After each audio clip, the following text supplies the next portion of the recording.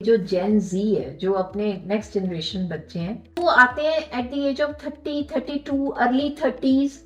शादी तभी तभी हुई है कि हम अभी बेबी नहीं करना चाहते और कितना लेट कर सकते हैं। 25 से 30 साल की उम्र जो है वो प्रेगनेंसी प्लान करने के लिए बेस्ट एज है। अर्ली 30s, 30, 31, 32 तक आप कर लीजिए, but don't push it beyond 35। Eggs की भी एक एज है, 35 के बाद एग्स की एजिंग फर्दर हो रही है, तो chances of having abnormalities in babies, miscarriage, infertility are high when we go above 35। तो मेन के लिए एज इंपॉर्टेंट है। जैसे पहले कहते थे आदमी और घोड़ा कभी बूढ़ा नहीं होता, वो बात अब ट्रू नहीं। स्पर्म काउंट कम होना, स्पर्म की क्वालिटी खराब होना, ये आज के टाइम पे because of pollution, because of substance abuse, because of smoking, तो मेल्स में भी जो सब फर्टिलिटी है वो अब कॉमन हो रही है। तो ऐसा नहीं कि अगर 40 साल तक मेल्स ही सोचे हमें तो कोई प्रॉब्लम नहीं आ रही, दैट इज नॉट ट्रू। सेहतनामा देख रहे सभी दर्शकों का बहुत बहुत स्वागत। सेहतनामा में हमने बहुत सारे वीडियोस बनाए हैं प्रेगनेंसी से रिलेटेड, प्रेगनेंसी केयर से रिलेटेड, पोस्ट प्रेगनेंसी बच्चे की देखभाल कैसे करें, महिलाएं खुद अपनी देखभाल कैसे करें, पूरी सीरीज है। डिस्क्रिप्शन में उनका लिंक दिया हुआ है, या आप हमारे चैनल पर प्लेलिस्ट देख सकते हैं, उसमें आपको वो वीडियोस मिल जाएंगी। आज हम बात करने जा रहे हैं वो कपल जो प्रेगनेंसी प्लान करना चाहते हैं, वो जानना चाहते हैं कि आखिर प्रेगनेंसी प्लान करने से पहले उन्हें क्या करना चाहिए। सवाल इस पर बात सीनियर गायनेकोलॉजिस्ट डॉक्टर सीमा शर्मा एक बार फिर हमारे साथ उनसे बात। Welcome ma'am. सो आप आजकल अवेयर हैं, जो बच्चे यंग बच्चे हैं या जो 30s 32 में या 28 जो जिनकी मैरिज हुई है और अब वो बेबी प्लान करना चाहते हैं, तो आते हैं आपके पास कि अब हमें पहले आ जाते हैं, क्योंकि पहले के टाइम में तो प्रेगनेंसी के 2-3 महीने बाद महिलाएं पहुंचती थी, लेकिन अब सिनेरियो चेंज हो चुका है। अब सिनेरियो चेंज हो गया है राजेंद्र, आप भी मेरे से एग्री करोगे। जो जेन जी है, जो अपने नेक्स्ट जनरेशन बच्चे हैं, वो काम करे ना करे पर प्लानिंग बहुत करते हैं, और वो कोई भी चीज लाइफ में ब्लाइंड नहीं खेलना चाहते, हर चीज के लिए प्लानिंग करना चाहते हैं। इतनी अवेयरनेस आ गई है। इतनी अवेयरनेस आ गई है, थैंकफुली एजुकेशन के साथ इतनी अवेयरनेस आ गई है। तो अब प्री प्रेगनेंसी हेल्थ के ऊपर लोग जागरूक हो गए हैं, अवेकन हो गए हैं। अब जब हम बात करते हैं प्री प्रेगनेंसी काउंसलिंग की, तो दो तरह के कपल्स आ रहे हैं आजकल। एक कपल्स वो आ रहे हैं, पहले तो सब आपको पता है शादी की जो एज लिमिट है एजुकेटेड क्लास में वो पुश हो गई है, लेट हो गई है। सो वो आते हैं at the age of 30, 32, early 30s। शादी तभी तभी हुई है कि हम अभी बेबी नहीं करना चाहते और कितना लेट कर सकते हैं। ये भी सवाल आता रहता है कि और कितना लेट कर सकते हैं, क्या हम 3-4 साल और लेट कर सकते हैं। तो उनको एज अ गायनोकोलॉजिस्ट हम ये समझाते हैं कि the right age to become pregnant may be is 25 to 30, because उसके बाद आपकी फर्टिलिटी थोड़ी थोड़ी सी कम होने लग जाती है।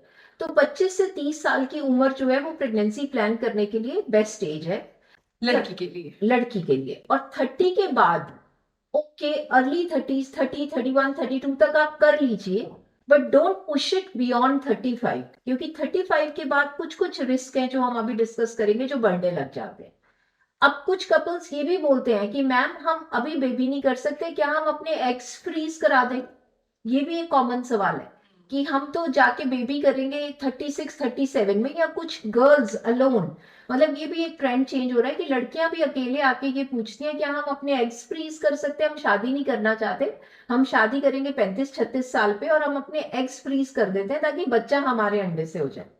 तो अब ये सारी ऑप्शंस चेंजिंग लाइफस्टाइल के साथ पेशेंट्स हमसे डिस्कस करते हैं। जब एग फ्रीजिंग की बात है तो देखिए आंसर उसका ये है कि एग फ्रीजिंग के साथ बच्चा टेस्ट ट्यूब बेबी या आईवीएफ के थ्रू होगा, वो नेचुरल तो नहीं हो रहा।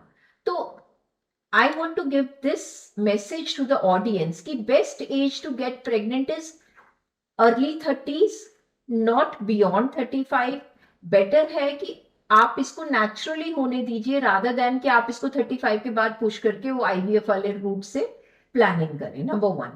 नंबर 2, अब हम बात करेंगे कि प्री प्रेगनेंसी प्लानिंग में किन बातों का ध्यान रखना है, मेन के लिए भी विमेन के लिए भी, ताकि कल को जब आप प्रेग्नेंट हो जाए तो आपकी प्रेगनेंसी की जर्नी स्मूथ जाए। तो मेन के लिए चीजें या चैलेंजेस मेडिकल कम है जरूर। कुछ लाइफस्टाइल टिप्स हम मेन को भी देना चाहते हैं, वो थोड़ा है वो पहले डिस्कस करते हैं। तो मेन के लिए एज इंपॉर्टेंट है। जैसे पहले कहते थे आदमी और घोड़ा कभी बूढ़ा नहीं होता, वो बात अब ट्रू नहीं है। ओके 20% केसेस में मेल इनफर्टिलिटी कॉमन है। तो इस करके स्पर्म काउंट कम होना, स्पर्म की क्वालिटी खराब होना, ये आज के टाइम पे because of pollution, because of substance abuse, because of smoking and let sleeping, work stress, तो मेल्स में भी जो सब फर्टिलिटी है वो अब कॉमन हो रही है। तो ऐसा नहीं कि अगर 40 साल तक मेल्स ही सोचे हमें तो कोई प्रॉब्लम नहीं आ रही, दैट इज नॉट ट्रू। तो males should also try to plan for a baby or a family at a right age, number one. Number two, weight. Main का भी, मेल पार्टनर का भी वेट और बीएमआई नॉर्मल होना बहुत जरूरी है। उसका क्या असर पड़ता है फर्टिलिटी, स्पर्म काउंट पे, स्पर्म काउंट और फर्टिलिटी कम हो जाती है। मोटापे का असर हाँ बिल्कुल, ये देखा गया कि मेन जो 100 किलो के, 110 किलो के हैं या बहुत हैवी है वेट में, उनकी स्पर्म की क्वालिटी क्वांटिटी दोनों खराब हो रहे हैं। तो इस करके ओबेसिटी मेन या वुमन दोनों के लिए ठीक नहीं है जब उन्होंने बेबी प्लान करना है। थर्ड हो गया आपका अल्कोहल में over indulgence, smoking, substance abuse, caffeine intake और कोई भी मेडिकल कंडीशन जैसे डायबिटीज है, थायराइड है, ब्लड प्रेशर है या एंजाइटी या न्यूरोसाइकेट्रिक प्रॉब्लम्स हैं जो मेन में है। तो मेल पार्टनर में भी अगर ये सब प्रॉब्लम्स हैं, इनको पहले करेक्ट करके फिर प्रेगनेंसी के लिए आगे बढ़ना चाहिए। क्योंकि देखा गया कि कुछ आजकल एंजाइटी या mental health issues are very common and lot of men are taking anti depressants, anti anxiety, और उससे सेक्सुअल डिजायर, सेक्सुअल लिबिडो या फिर आपका इरेक्टाइल डिसफंक्शन, ये सारी प्रॉब्लम्स जो है ये आ जाती हैं। तो इसलिए मेल पार्टनर की भी physical health, emotional health equally important है प्रेगनेंसी की जर्नी में जितनी फीमेल पार्टनर की है। उसके बाद हम बात करते हैं फीमेल पार्टनर के बारे में। अब फीमेल पार्टनर में right age to get pregnant is very important, क्योंकि जैसे हमने बात करी 18 साल या 20 साल की लड़की अगर प्रेगनेंसी करती है वो भी ठीक नहीं है, और अगर हम 35 साल के बाद कर रहे हैं तो ऑटोमेटिकली मिस कैरेज का रिस्क जो है वो हमारा बढ़ रहा है। बिकॉज एग्स की भी एक एज है, 35 के बाद एग्स की एजिंग फर्दर हो रही है, तो chances of having abnormalities in babies, miscarriage, infertility are high when we go above 35। हमने एएमएच पे एक वीडियो बनाई थी, अगर एएमएच वैल्यू लो हो रही है, हमारा ओवेरियन रिजर्व कम हो रहा है, हाँ, जो एग्स की क्वांटिटी और क्वालिटी दोनों खराब लड़कियों में होते हैं, बिल्कुल, क्योंकि लड़कियां सर्टेन एग के साथ बॉर्न होती हैं, एग्जैक्टली। तो इसलिए हमें राइट एज पे प्रेगनेंसी प्लान करनी चाहिए। फिर प्री प्रेगनेंसी हेल्थ में आता है कि आपको अपना अनीमिया, हीमोग्लोबिन चेक करना चाहिए। अगर आपके B12 levels, iron levels, folic acid, vitamin D ये कम है तो वो प्रेगनेंसी में प्रॉब्लम्स ज्यादा आएंगी। तो पहले से ही आप अपना विटामिन डी सप्लीमेंट करिए, अपना हीमोग्लोबिन एटलीस्ट 11-12 तक लेके जाइए। अनीमिक मदर प्रेगनेंसी ना एंटर करे, ज्यादा बेटर है। थायराइड है तो उसको करेक्ट कीजिए। तो प्री प्रेगनेंसी हेल्थ का चेकअप कराना बहुत जरूरी है। प्रेग्नेंट मदर या जो भी मदर प्रेगनेंसी अचीव करना चाहती है उसको अल्कोहल बिल्कुल क्विट करनी चाहिए। कितने महीने पहले से अल्कोहल और स्मोकिंग छोड़ दे जो बच्चा प्लान करना चाहती है? और मैं ये कहूंगी कि जब भी आपके मन में थॉट आया है कि अब मुझे बेबी करना है और आप अनप्रोटेक्टेड इंटरकोर्स कर रहे हैं, इसका मतलब आपको नहीं पता आप कब कंसीव हो जाओगे। तो जैसे ही आप प्लान करना शुरू करते हैं, अनप्रोटेक्टेड इंटरकोर्स आपने शुरू कर दिया, आप अपना अल्कोहल और स्मोकिंग क्विट करिए। बिकॉज अल्कोहल बच्चों में बर्थ डिफेक्ट कॉज कर सकती है, irrespective of the amount of alcohol. चाहे आपने 2 पैग लिए या आपने 10 ml लिया है, बट हमें नहीं पता कि कितने पे बेबी में प्रॉब्लम आ सकती है। सेम पे आपने सिगरेट स्मोकिंग बिल्कुल नहीं लेनी है, बिकॉज उसके साथ अगेन बच्चों में ग्रोथ रिस्ट्रिक्शन होने का रिस्क, प्रीमेच्योर लेबर होने का रिस्क, वो सब बढ़ जाता है। कैफीन इनटेक आपने कम करना है, वो आपकी फर्टिलिटी को अफेक्ट करता है, बच्चों में ग्रोथ रिस्ट्रिक्शन करता है। सिमिलरली वेट, अगर मदर्स बहुत ओवरवेट हैं, उनकी ओवुलेशन डिस्टर्ब होती है, उनमें प्रेगनेंसी में डायबिटीज का रिस्क बढ़ता है, हाइपरटेंशन का रिस्क बढ़ता है, इसलिए अपने वेट के बारे में आपने बहुत जागरूक रहना है। इमोशनल हेल्थ बहुत इंप्रूव करनी चाहिए। अपना stress coping ability, because pregnancy की जर्नी में बहुत सारे चैलेंजेस आएंगे और मदर्स जो पहले ही एंजाइटी और उससे सफर कर रहे होते हैं वो प्रेगनेंसी में वर्स होता है। और बहुत सारी ऐसी दवाइयां हैं जो मदर्स ले रही हैं जो हम प्रेगनेंसी में दे नहीं सकते हैं। तो एनी मदर, उसका अगर कोई भी ट्रीटमेंट है तो उसको सारी मेडिकेशन पहले अपने गायनिक डॉक्टर को दिखानी चाहिए कि क्या ये मेडिसिन लेते हुए वो कंसीव कर सकती है कि नहीं। क्योंकि अक्सर देखिए, एक्ने के लिए बहुत सारे मदर्स विटामिन ए की टैबलेट्स खाते हैं और कई बार वो इस चीज से जागरूक ही नहीं होते कि विटामिन ए बच्चों के लिए बहुत हार्मफुल है, प्रेगनेंसी के लिए, फीटस के लिए। और अगर मदर कंसीव करती है तो हमें अबॉर्ट करनी पड़ती है वो pregnancy, because there is a risk कि बच्चा एबनॉर्मल होगा। तो इसलिए अगर कोई भी दवाइयां चल रही हैं, आप पहले जाके अपने गायनेक को मिलो, अपनी मेडिसिन को चेंज कराओ, switch on to safer medicine and then plan for a pregnancy. Same पे मदर्स जो डायबिटिक हैं, देर आर फ्यू गर्ल्स जिनको टाइप 2 डायबिटीज है, कुछ हैं जिनको थायराइड प्रॉब्लम है, जिनको हाइपरटेंशन है। तो उनको प्री प्रेगनेंसी अपनी इवैल्यूएशन, अपना मेडिकल चेकअप जरूर कराना चाहिए, फिर उनको प्रेगनेंसी के लिए ट्राई करना चाहिए। मतलब दिस इज व्हाट हम बताना चाहते हैं अपने ऑडियंस को, कि अगर प्री प्रेगनेंसी महिला की हेल्थ अच्छी है तो ऑटोमेटिकली उसके बेबी की जो आउटकम है वो बेटर हुई। कुछ टेस्ट भी आप करते हैं प्रेगनेंसी जो कपल Plan प्लान करने- करना चाहते हैं उससे पहले पहले- आपके पास आए, और आप कुछ सर्टेन टेस्ट करते हैं लड़कियों के भी और लड़कों के भी? यस, लड़कियों के ज्यादा टेस्ट करते हैं हम। उसमें मदर्स का हीमोग्लोबिन है, थायराइड है, शुगर्स हैं। एक टेस्ट है थैलेसीमिया की स्क्रीनिंग के लिए, एचपी इलेक्ट्रोफोरेसिस। क्योंकि अगर लड़की थैलेसीमिया माइनर है तो हम हस्बैंड का भी चेक करते हैं ये देखने के लिए कि उनमें थैलेसीमिया माइनर तो नहीं है। अगर है तो फिर हमें बच्चे का बहुत ध्यान रखना पड़ता है, तो हम एचपी इलेक्ट्रोफोरेसिस करते हैं। फिर हम मदर्स का रुबेला टेस्ट करते हैं, एक इन्फेक्शन है, अगर मदर्स उसके लिए इम्यून है कि नहीं। नहीं तो हम उनको वैक्सीन दे सकते हैं प्रेगनेंसी प्रिवेंट करने के लिए, और वैक्सीन लेने के बाद 2 मंथ्स के बाद वो कंसीव कर सकते हैं वेरी सेफली। तो रुबेला, चिकन पॉक्स की इम्यूनिटी कई बार हम चेक कर लेते हैं ताकि मेरी प्रेग्नेंट मदर को प्रेगनेंसी में चिकन पॉक्स ना हो। तो रुबेला और चिकन पॉक्स के 2 वैक्सीन हैं जो प्रेगनेंसी प्लान करने से पहले लड़कियों को या महिलाओं को ऑफर किए जाते हैं। So these are the main test. Sugar मैंने बता दिया, थायराइड बता दिया, एचपी बता दिया, ब्लड ग्रुप हम चेक करते हैं। जैसे हमने डिस्कस किया था कि अगर मदर्स ब्लड ग्रुप नेगेटिव है, फादर का पॉजिटिव है, तो कुछ चीजों का हमें ध्यान रखना। राइट। कुछ And emotional folic acid, I'm sorry, folic acid supplementation, which is very important.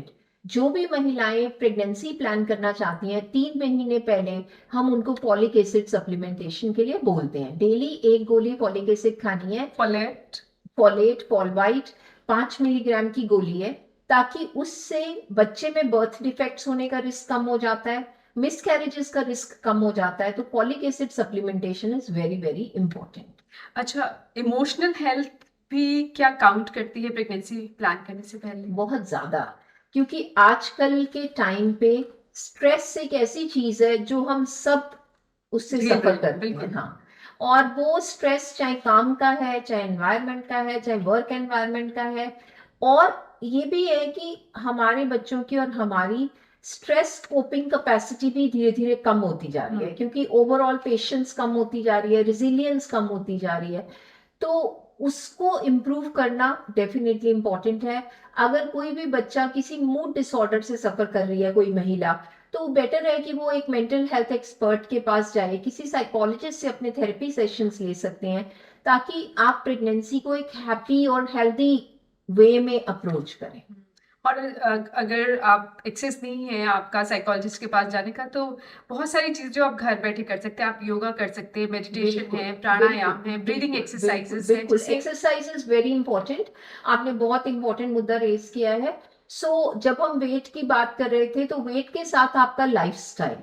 आजकल हम देख रहे हैं कि बहुत सारे बच्चे सब्सटेंस अब्यूज, अल्कोहल में ओवर इंडल्ज कर रहे हैं, लेट नाइट सो रहे हैं, 2-3 बजे सोते हैं, फिर मॉर्निंग में 12 बजे तक सोते रहते हैं। तो पूरा बायोलॉजिकल क्लॉक आपका डिस्टर्ब होता है। So healthy lifestyle is always important, but it is very very important when you are approaching your journey towards motherhood, towards pregnancy, towards parenting, because अगर पेरेंट्स का लाइफस्टाइल हेल्दी होगा तो automatically आप वो अपनी नेक्स्ट जनरेशन को pass on कर रहे हैं। एक जो सोने का टाइम है, कहते हैं वो 10 से 11 के बीच या 11:30 तक आपका मेलाटोनिन बनता है, ऐसा है तो इसका भी असर बच्चे पे पड़ता है, डेफिनेटली पड़ता है। Addiction on the internet and social media वो एक हैजर्ड तो है ही है, because it is taking a tall.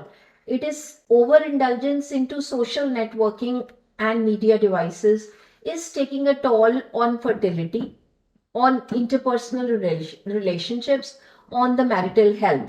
So yes, I always tell the couples who come to me कि देखिए, having babies is one part of the life story, लेकिन आपका interpersonal relationship कहीं ना कहीं उससे भी ज्यादा इम्पोर्टेंट है. तो हमें एक अपना स्क्रीन टाइम जो है वो रिस्ट्रिक्ट तो करना ही है. ओवर इंडल्जेंस किसी भी चीज में नहीं करनी. आपको इंटरनेट एडिक्शन भी नहीं होनी चाहिए, आपको अल्कोहल एडिक्शन भी नहीं होनी चाहिए. So in the end we have to strike a balance. So एक वर्क लाइफ बैलेंस, एक अपना सोशल मीडिया लाइफ बैलेंस, उसको हमें मेंटेन करना ही है. और स्लीप भी definitely 6 to 8 hours of sleep is very very important for good health. अगर हम 2 बजे तक सोशल मीडिया पे हैं तो ऑटोमेटिकली आपका नेक्स्ट डे जो है that gets affected. So pregnant महिला को एटलीस्ट 6 to 8 hours स्लीप चाहिए. Latest they can sleep by 12 and wake up by 6 or 7. मतलब this is the least which should be done to have a normal biological rhythm.